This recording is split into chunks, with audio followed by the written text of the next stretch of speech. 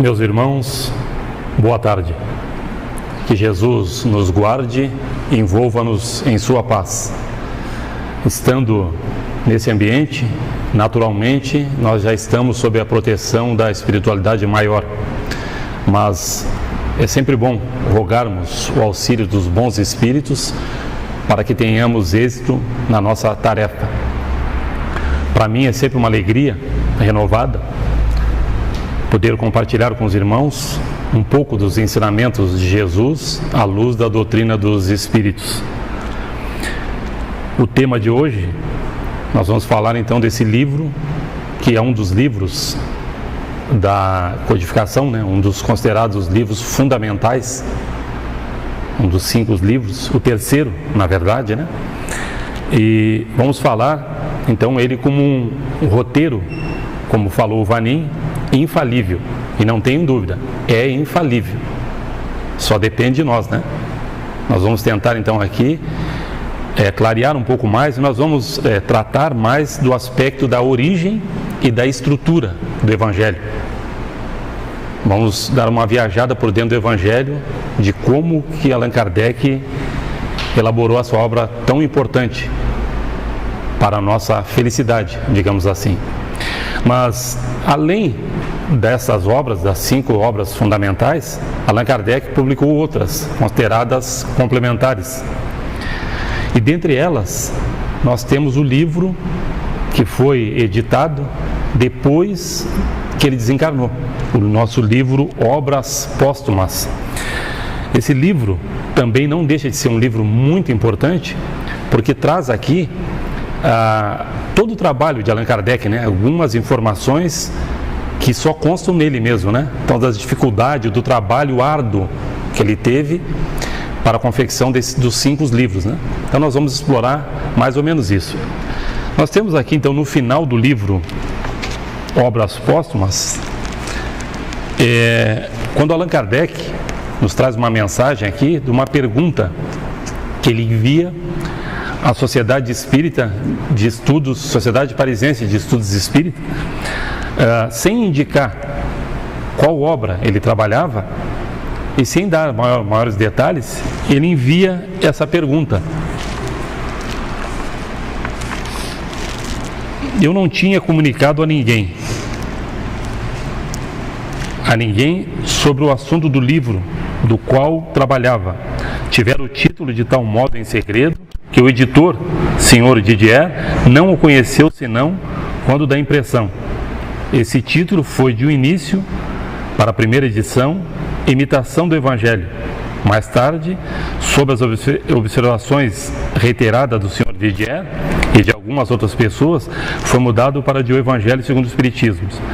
As reflexões contidas nas comunicações seguintes não poderiam ser o resultado de ideias pré-concebidas do médium. A pergunta que ele fez foi essa: que pensais da nova obra que trabalho nesse momento?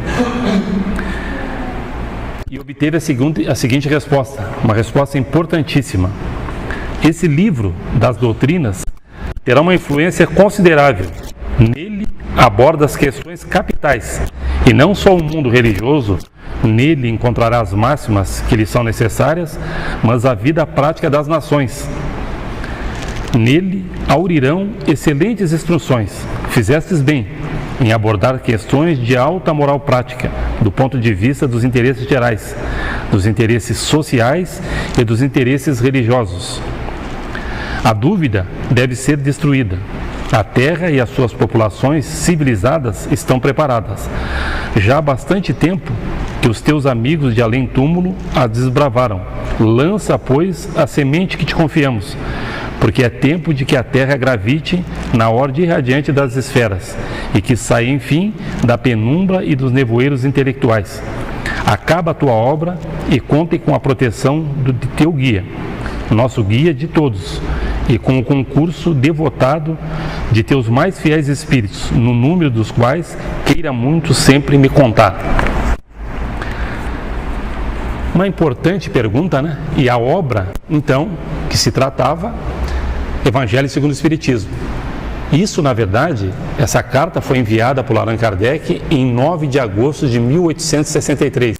Portanto, um ano antes dele, né, um ano depois, né, um ano antes dele publicar então essa obra maravilhosa e importante, Evangelho segundo o Espiritismo. E a resposta, né, nos traz alguns elementos importantes aqui, porque eles também não sabiam, como foi colocado no início, ninguém sabia de que obra se tratava. Então ele perguntou e o pessoal respondeu para ele. Claro que a espiritualidade já sabia do que se tratava, né? Mas na verdade o Evangelho segundo o Espiritismo, ele tem a sua origem muito tempo antes. Quando Allan Kardec vai trabalhar o Livro dos Espíritos, na sua parte terceira, que trabalha com as leis morais, ali na primeira pergunta, a pergunta que inaugura as leis morais, Allan Kardec pergunta sobre isso.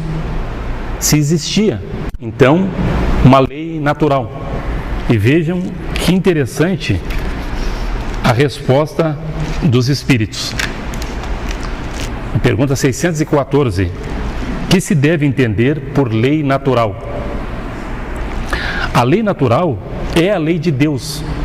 É a única verdadeira para a felicidade do homem. Ela lhe indica o que deve fazer ou não fazer. Ele não é infeliz senão porque se afasta dela. Veja que interessante, então, nós temos uma lei natural. E a nossa felicidade, isso é muito importante, né? A nossa felicidade está amarrada justamente nessa lei. Quem de nós não quer ser feliz, né? E nós seremos, né? Eu sempre insisto nisso, todos nós seremos felizes. O nosso distanciamento, então, está em razão do nosso afastamento da lei. Então, existe uma lei, isso é muito importante. Mas, se nós temos uma lei, e como a gente faz na nossa vida prática aqui, quando nós vamos estudar as leis da química e da física, todos nós aqui sempre temos um livro, né? Todas as ciências sempre contam com um livro. E é sempre bom um livro que nos auxilia muito no nosso entendimento, né? Todas as ciências, eu repito, sempre tem um livro didático que nos ajuda muito. E aqui eu sempre gosto de fazer uma outra colocação, no sentido de que é importante a gente entender que a nossa vida aqui na Terra é uma cópia imperfeita da vida no mundo espiritual. Lá tudo é muito perfeito em relação aqui, né? Mas é tudo uma cópia, né? Existe uma cópia e que nós precisamos nos melhorar para entender isso. Bem, então esse livro, na pergunta 621, Allan Kardec toca nesse assunto. Ele pergunta: onde está escrita a lei de Deus? E os espíritos respondem: na consciência. Vejam, nós já avançamos bastante, então. Temos uma lei e essa lei está escrita em nós, né? Aqui vale uma outra observação de como que está escrita, porque quando a gente fala em escrita, nós logo pensamos em escrever mesmo, né? Mas como escrever na consciência? Na verdade, essa lei está gravada na nossa consciência. E como que ela está gravada? Justamente por sermos espíritos imortais. Na nossa própria vivência, nós somos gravando. Somos espíritos milenares, ninguém está aqui pela primeira vez. Então, essa lei escrita na nossa consciência, na verdade, está gravada pelo nosso próprio caminhar. Todos nós sabemos que, como espíritos, nós já estagiamos em todos os reinos, né, anteriores, né? Reino mineral, vegetal, animal e esse que estamos no momento, o reino nominal. E caminharemos mais para frente, né? Toda essa caminhada que nós tivemos nos outros reinos é o que nos coloca a lei na nossa consciência. Então, tudo que aconteceu anteriormente está gravado, por isso que a gente sabe. Então, é uma escrita um pouquinho diferente, mas é assim, está na nossa consciência. Não podemos mais nos considerarmos ignorantes, né? Fora agora que no reino nominal, nós já tivemos diversas encarnações, né? Pelo progresso da nossa civilização, já dá para ver que, como nós não temos dons, no sentido de que Deus nos deu algo além da vida, é fácil a gente entender que o que nós temos até agora foi adquirido nas nossas vidas anteriores, né? Todo o talento, né, que nós temos agora Não nos foi dado por Deus. Deus só nos deu a vida, o único dom. Esse é o único dom, a vida. Quem preenche ela somos nós. Bem, então nós já estamos agora então com a lei e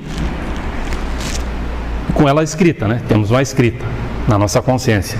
Mas aqui também, voltando então para essa situação análoga da nossa vida com relação à vida futura, com a vida espiritual, nós também, quando temos um livro, precisamos também de um professor, né? Estamos na escola aqui, todos nós precisamos de um professor. Não basta nós termos as leis, temos elas num livro e falta-nos um professor, né? E Allan Kardec não esqueceu desse detalhe. Na pergunta 625 do Livro dos Espíritos, ele pergunta: qual o tipo mais perfeito que Deus ofereceu ao homem para lhe servir de guia e modelo? E os Espíritos respondem, né? Vede Jesus. Eu sempre faço uma observação no Vede Jesus. Em alguns livros e alguns companheiros nossos na doutrinas, eles colocam como Jesus só. E eu acho muito importante o Vede Jesus. É porque é para a gente observar mesmo, né? É como Jesus sempre destacava os olhos de ver. É preciso que nós observemos Jesus. Observe, estude Jesus, nosso irmão, né? Mas Jesus não é um professor qualquer. Porque é um professor, eu até estava falando com o Vanim aqui antes da nossa palestra, sobre que Jesus é um que vivenciou. Ele vivenciou. Então Jesus, muitas vezes as pessoas acham que Jesus, por exemplo, eu já vi algumas pessoas contrárias que Jesus, por exemplo, não estudou e foi doutor, não cursou nenhuma faculdade e foi doutor. Não, ele cursou muitas. Não há privilégio, há um pai e o restante tudo irmãos. Jesus é nosso irmão. E nós, um dia, chegaremos a ser espíritos crísticos também como Jesus. Vai levar um bom tempo, mas chegaremos lá. Essa é a proposta da doutrina espírita. Não há privilégio, um pai e o restante tudo filho e irmãos. Então Jesus passou por tudo o que nós passamos. Ele não havia mais necessidade nenhuma dele retornar. Mas ele, por amor a nós, desce e retorna. E a gente não precisa comentar o que houve com ele, né? Mas essa é a grande verdade. Então não há privilégios. A doutrina espírita, ela é de evolução. E nós sabemos que só depende de nós. Um dia, todos nós seremos anjos. Não há anjos prontos, né? Então isso é muito importante. Mas nós já estamos com um caminho bem interessante, né? Temos uma lei, um livro e um professor. E um professor de excelência, né? Professor que vivenciou tudo. Bem, mas uma vez que nós temos o livro na nossa consciência, na pergunta de onde está escrita a lei de Deus, tem mais uma observação. Uma vez que o homem carrega na sua consciência a lei de Deus, que necessidade haveria de a revelar? Que necessidade haveria de revelar ela? Então, se já está na consciência. E a resposta: ele a esquecera e menosprezara. Deus quis que ela fosse lembrada. Então vejam bem, né? A misericórdia divina, né? Como Deus é maravilhoso, né? Sempre a misericórdia, né? Deus não abandona nenhum de seus filhos, né? Sempre nos dando oportunidade. Sempre. Toda essa gama de informações importante para nós, e a gente às vezes então esquece ou menosprezar, né? Mas nós temos, mesmo tendo essas três condições da lei, do livro e que está na nossa consciência, mesmo assim nós temos alguns problemas ainda para resolver. Parece que está tudo meio pronto. Então, se eu tenho já a lei, tenho um livro e um professor, o que está faltando para nós aqui? Porque a gente não melhorou, nós estamos ainda aqui, né? Estamos aqui ainda perdendo tempo. Na pergunta 627, Allan Kardec se reporta então a esse grande detalhe, a esses problemas, digamos assim. Uma vez que Jesus ensinou as verdadeiras leis de Deus, qual é a utilidade do ensino dado pelos Espíritos? Tem a nos ensinar alguma coisa a mais? Olha que pergunta interessante, corajosa, eu diria. Uma pergunta, né, importante, que talvez alguns de nós já tenha feito.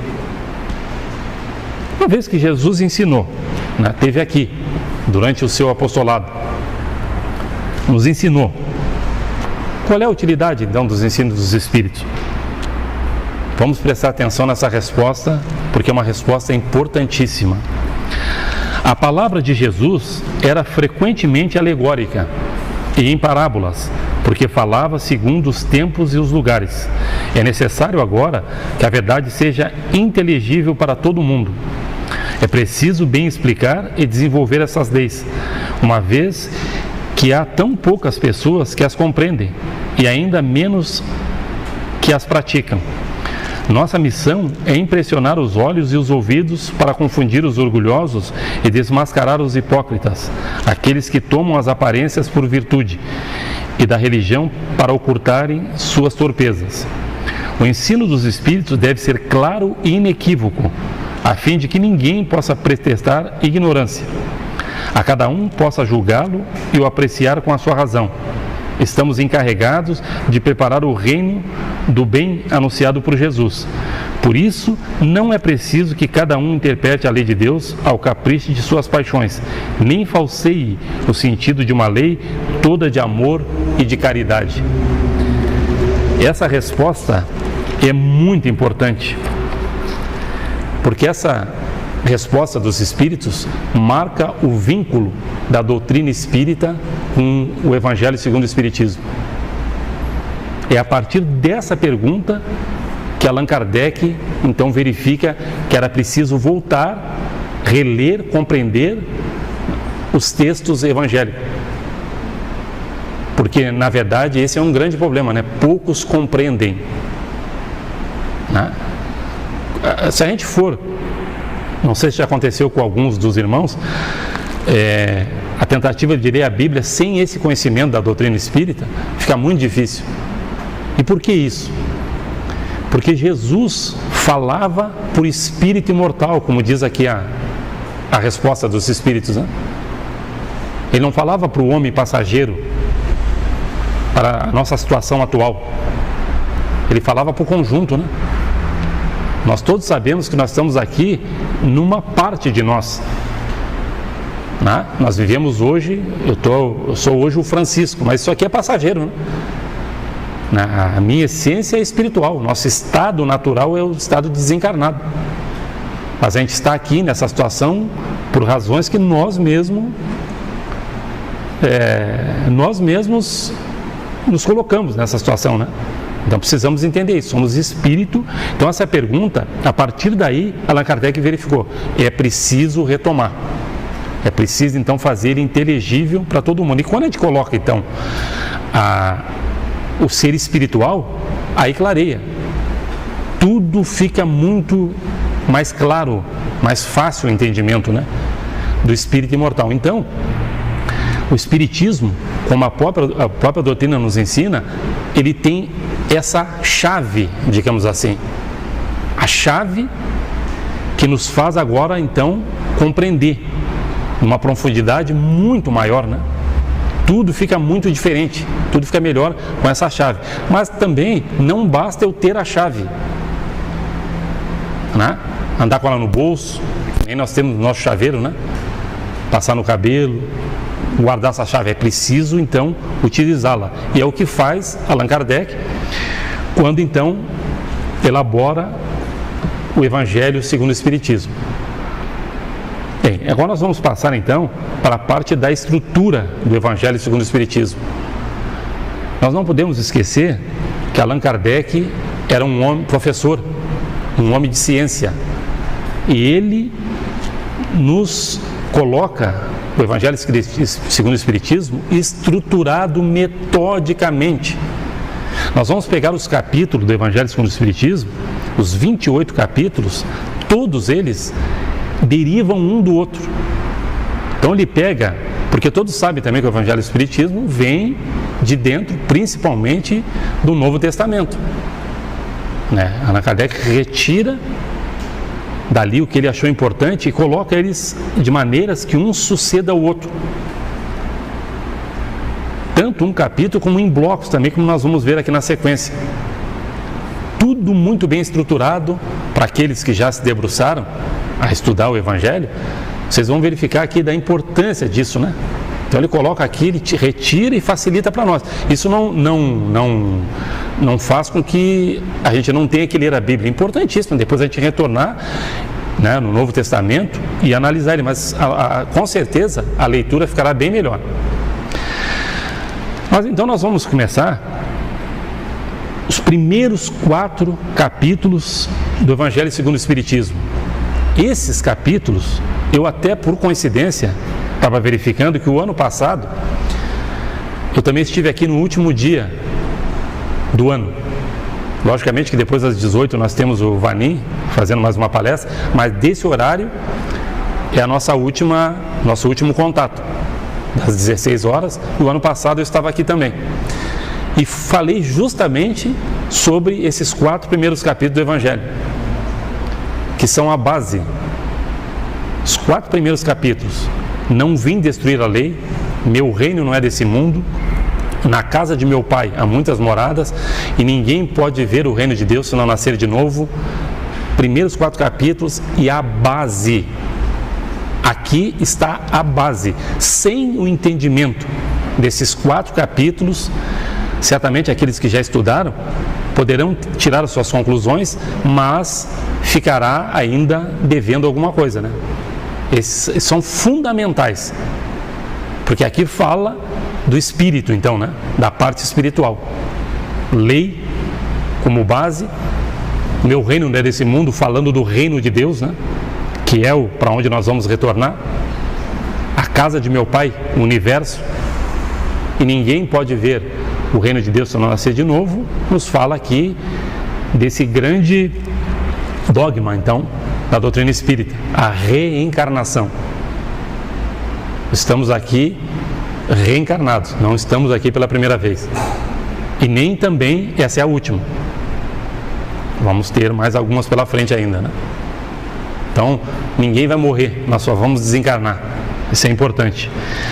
Então, logo após, então, esses 4 primeiros capítulos como base, esses capítulos são tão importantes que no decorrer dos próximos, Allan Kardec seguidamente se refere a eles, lá dentro dos capítulos, colocando: vide capítulo 1, vide capítulo 2, capítulo 3, capítulo 4, demonstrando que eles sempre terão que estar na nossa mente. Aqueles que querem estudar e entender, esses capítulos são fundamentais, tem que ser bem entendido. Então, quando eu não entender, eu tenho que voltar, né, e compreender isso, porque a partir daí as coisas facilitam. Bom, na sequência, nós vamos então numa outra questão do Livro dos Espíritos, que é a pergunta de número 170, quando Allan Kardec nos pergunta o que se torna o espírito após a sua última encarnação. Pergunta importante também. Então, na nossa última encarnação, que não é o nosso caso, né? Nós teremos outras, né? É sempre bom te informar, teremos mais. Mas quando a gente chegar na última encarnação, o que se torna o espírito? E os espíritos respondem: puro espírito, espírito bem-aventurado. Olha que interessante. Porque na sequência do Evangelho segundo o Espiritismo, Allan Kardec, nos capítulos de 5 a 10, ele trata exatamente das bem-aventuranças, que é o estado que nós vamos nos encontrar assim que concluirmos a nossa jornada terrena, que, diga-se de passagem, não é uma coisa muito fácil. Nós não vamos aqui explorar muito as bem-aventuranças, né? Mas é um ponto importante que, inclusive, nós estamos aqui com o folheto da nossa jornada doutrinária, que é um evento que vem substituir os nossos grupos de estudo. Nós estamos em recesso, a casa aqui tem grupos de estudo, né? Aliás, está sendo reestruturado agora para o ano que vem, né?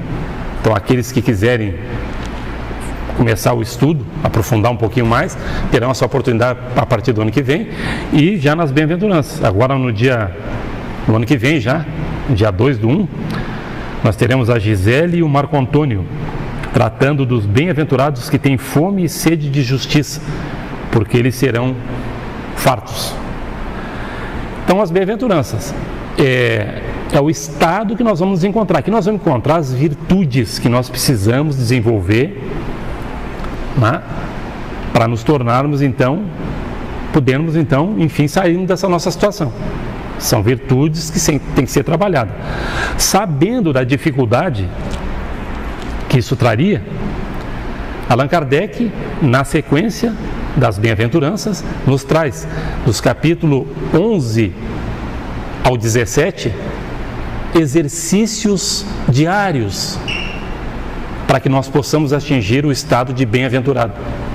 Olha só como tudo encadeado, tudo muito bem colocado para nos facilitar, né? É um verdadeiro programa de ensino para a nossa felicidade, né, metódico, né, muito bem estruturado, né? E como é que ele começa então? No capítulo 11, ele nos traz amar o próximo como a si mesmo. E aqui nós entramos então, como se chama, na parte da redenção individual. Então nós temos a base, né? A nossa base, que é os 4 primeiros capítulos, as bem-aventuranças e mais esses exercícios diários, como a nossa redenção individual. São exercícios diários no nosso dia a dia, na nossa vida, na nossa família, na casa espírita, no nosso trabalho, que nós precisamos desenvolver. Como primeiro, então, amar o próximo como a si mesmo. Como eu falei que Allan Kardec era um homem metódico, veja o que ele faz aqui. Como tem uma sequência, logo depois do amar o próximo como a si mesmo, o que ele nos traz? Um capítulo: amai os vossos inimigos. Por quê? Porque precisa começar amando o próximo, né? Que é mais fácil. Amar o vosso inimigo já é um curso um pouquinho mais, né? Nós sabemos dessa dificuldade, né, de nos entender.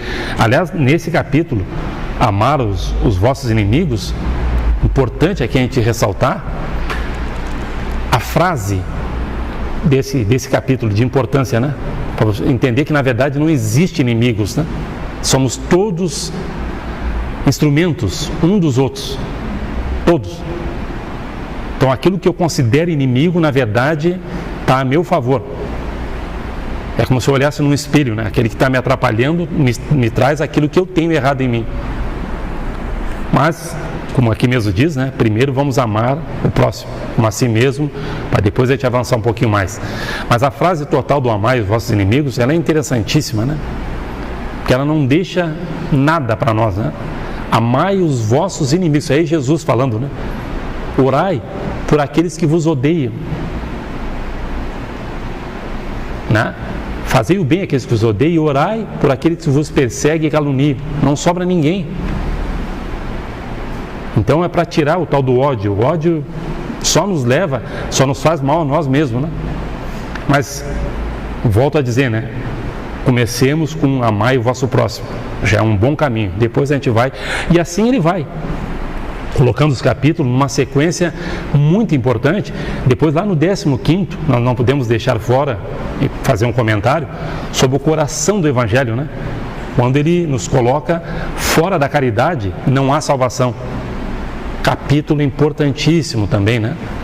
Porque ele não fala fora da igreja, não fala fora do espiritismo, fora da caridade não há salvação. E a caridade, daquele jeito que a gente entende, né? Benevolência, indulgência e perdão, que é possível a todos nós, né? Não é mais a caridade material que a gente pode, em algum momento, não, eu não tenho nada, né? Não, essa todos podem, fácil. E ele, como é que ele termina então essa parte da redenção individual? Sede perfeitos, o homem de bem, que é o nosso propósito, né, na nossa vida, né? Homens de bem, não precisa ser mais nada. Porque não é o que eu faço, é como eu faço.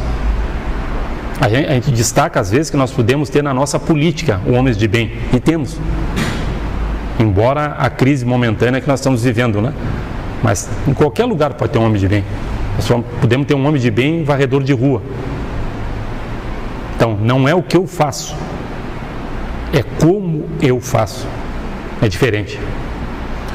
Bem, mas nós vamos voltando agora para aquela questão do livro Obras Póstumas. Nós não vivemos sozinhos, né? Nós vivemos em sociedade, né?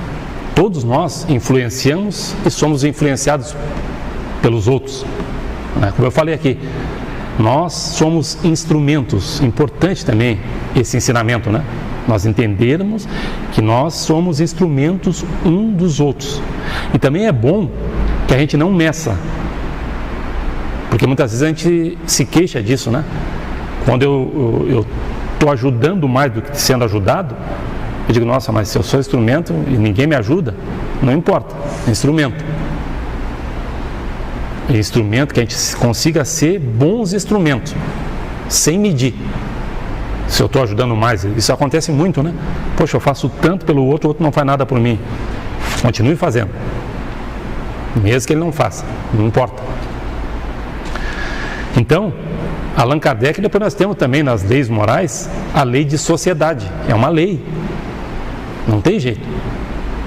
É como se fosse um inimigo também. Quando eu entendo que eu não tenho inimigo, não adianta também eu me afastar do próximo. O próprio próximo, que fala amar a si mesmo, amar o próximo como a si mesmo, o próximo, digamos assim, é um inimigo também. E não adianta fugir dos inimigos. Você é um instrumento para mim, né? Como é que eu vou estar fugindo daquilo que me interessa? Se aquele ali às vezes está me apontando algo importante para mim. Então não tem como fugir de inimigo, né? Tem pessoas que dizem, não, eu não tenho inimigo. Tem uns assim que eu não gosto muito, eu quero que fique longe de mim. Está errado isso, né? Não é isso, o ensinamento não é por aí.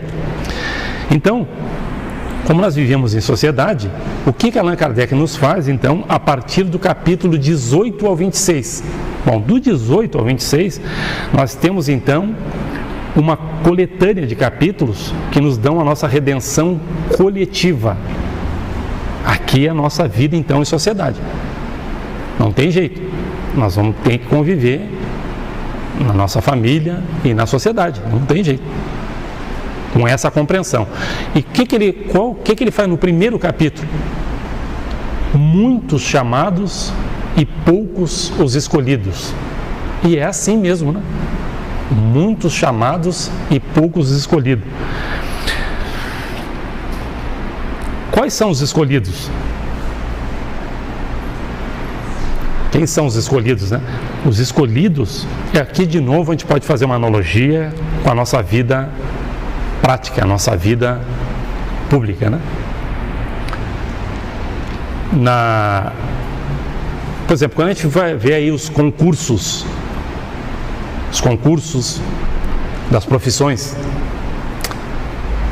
a gente vê bastante pessoas, né, se candidatando a uma vaga, né, para trabalhar.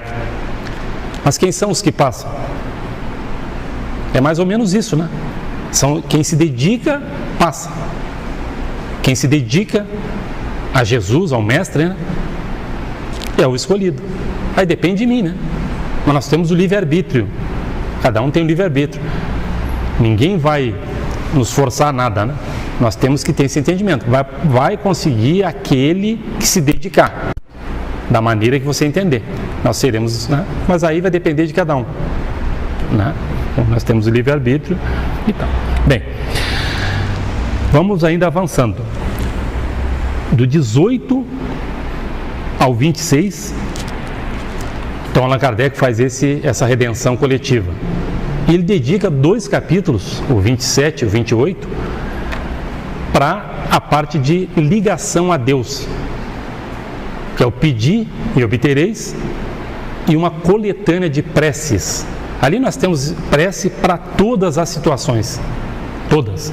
Nos ensina como orar, nos ensina também que a maneira de orar pouco importa, né? A forma, é o conteúdo, é a intenção que vale. Por exemplo, a gente pode orar sem palavra, não há necessidade de palavra. Não quer dizer que se eu também falar alguma coisa seja errado, não. Quer dizer que não há necessidade. Não. O importante aqui, então, da prece é isso. Nós temos aqui exemplos de preces para quem está doente, para aquele que está em vias de desencarnar, para um obsidiado, enfim, temos prece para todas as situações da nossa vida. Tem uma coletânea de prece. E por quê? Porque essa parte final, ele escolhe como final, porque a religião, para o Espiritismo, a parte religiosa, e religião vem do verbo religar. É a nossa oportunidade de contato com o Pai. O religar, essa importância, né, que nós temos então de estar em contato com a divindade, de ter o nosso, né, Deus de fato junto com a gente, que Ele está a todo momento. Nós precisamos, o nosso Deus interno, né, como se diz, né, mas muitas vezes parece que as vozes do mundo tem mais importância para nós, não estamos muito preocupados, né, em ouvir aquela voz silenciosa, né, no silêncio, que nos dá o caminho correto. A gente vai muito pelo mundo, né? Então, essa situação de Allan Kardec colocar no final esses 2 capítulos, é importante, né? Pedi e obtereis. E a coletânea de preces, importante. Eu recordo aqui que eu não lembro agora de quem que é essa situação, mas é uma pessoa importante até na doutrina espírita, um espírito importante, que disse que foi falar para ela sobre essa situação então do orar. Então, sabendo que era uma pessoa, acho que era a Madre Teresa, se eu não me engano, sabendo que ela era uma pessoa que orava muito, um dia alguém perguntou para ela, mas a senhora, o que a senhora fala para Deus quando a senhora ora? Ela falou, não, mas eu não falo nada, eu só escuto. E aí a pessoa perguntou para ela sobre Deus, então, né? Mas o que Deus lhe fala? Ele falou, não, ele não fala, ele só escuta. É porque é muito importante isso, né? A gente fala demais, né? E às vezes a dificuldade também de orar, tem pessoas que têm dificuldade de orar. Não, mas é qualquer coisa de dentro, né? Porque eu vou errar as palavras também, né? Muitas vezes até de você falar na frente de pessoas, né? Eu não oro porque eu tenho vergonha de errar. Não tem problema, né? Deus não está preocupado com as nossas palavras, né? Que muitas vezes as palavras são também um verniz, né? Que a educação nos coloca. Então tem pessoas que falam muito bem, mas na verdade o conteúdo é só da boca para fora, né? Então é importante eu ter isso dentro da minha mente, né? E para nós fazermos o nosso encerramento, já ainda colocando como a prece, a importância da prece, e sabendo que quando eu coloco o coração, quando eu faço a minha prece com o coração, Deus nos ouve, não tenho dúvida. E nós vamos então fazer o nosso encerramento com a mensagem fraterna de Alta de Souza. Ela nos diz assim: meus irmãos, suas preces mais singelas são ouvidas no espaço ilimitado, mas sei que às vezes choras consternado ao silêncio da força que interpelas. Volta ao teu templo interno e abandonado, a mais alta de todas as capelas, e as respostas mais lúcidas e belas hão te trazer-te alegre, deslumbrado. Ouve o teu coração em cada prece. Deus te ouve em ti mesmo e te esclarece. Com a força eterna da consolação, compreenderás a dor que te domina, com a linguagem pura e peregrina da voz de Deus em luz de redenção. Eram essas então as nossas reflexões. Esperamos que os irmãos de alguma forma tenham aproveitado, né?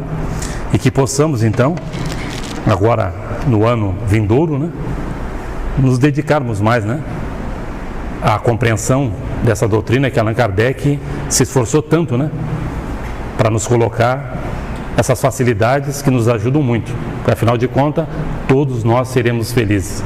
Nosso desejo de muita paz a todos.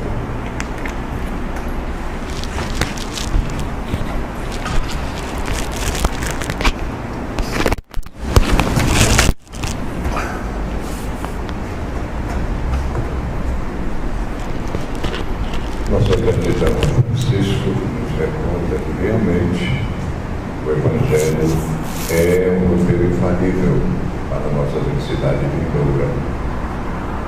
Nos empenhemos em compreender essa temática, porque estaremos a passos largos no caminho da nossa própria redenção.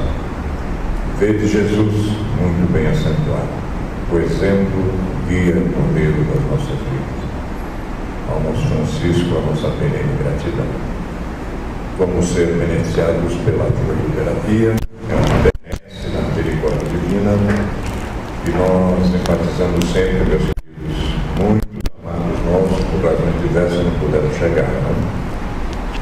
No momento em que recebermos a terapia, em pensamento, vamos atender aqueles que estão acamados, estão em viagem, às vezes em dificuldade, para que possamos compartilhar essa alegria íntima. Vamos fazer isso.